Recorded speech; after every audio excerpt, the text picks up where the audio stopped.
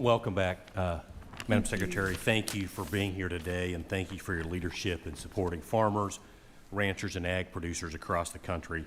It was an honor to have you visit the big First District of Kansas during your first week on the job back in February, right after you were confirmed, and we had a chance, as you recall, to participate in a roundtable discussion with ag producers, stakeholders. We toured Finney County Feed Yard, the Ponderosa Dairy. We even met with some local FFAers, which was a huge highlight of mine.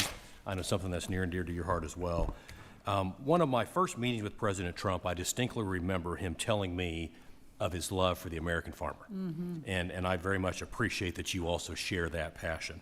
Over the past few months, you and the President have led the way in supporting rural America, and I look forward to continuing to work with you for the next 4 years so that we make agriculture great again and everything that it possibly can be. Amen.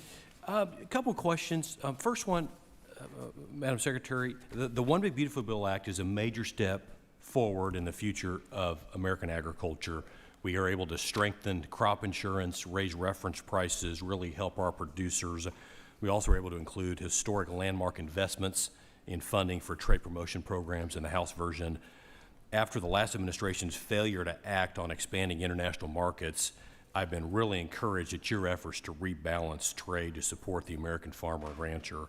In particular, I appreciate that you'll be traveling on a trade mission to India here in the next few weeks, where greater market access for crops like sorghum would be a game changer for our Kansas producers and a clear win for the U.S. and India. With the significant upgrade in trade promotion resources, can you share what you and Ambassador Greer will be pursuing to unlock opportunities for U.S. exports, commodities like sorghum as part of our discussion specifically with India? Yeah, specific to India, and I will absolutely, Congressman, circle back to you with a little more detail. I've got about 3 countries ahead of India, so I haven't focused on India just yet, even though we're headed there very soon. But I think that India is reflective, to your point on sorghum and a lot of our row crops. There's just so much opportunity there. And I think we talked a lot this morning about national security, agriculture security is national security. A lot of that is opening up markets with our friends like India and moving away from other markets that clearly are not aligned with us on a value by value basis. What I have found with Ambassador Greer, with Secretary Lutnick, with Secretary Bessent, and the ultimate sort of deal maker, President Donald Trump, is we are relentless. And again, I think I mentioned this a couple of times, but it's worth repeating.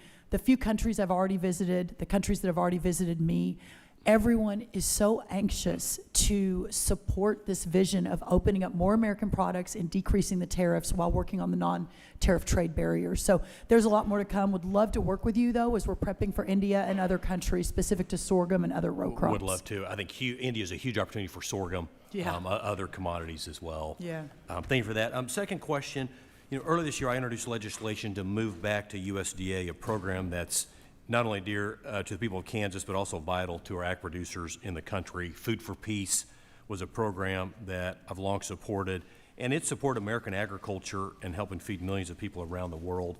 It was originally housed with the USDA when it was created over 70 years ago. McKanson came up with the idea years ago. My bill would return it back to its roots, return it home to the USDA, ensuring its long-term sustainability. I'm optimistic that Congress will soon act to codify this move, realigning Food for Peace with USDA where it began.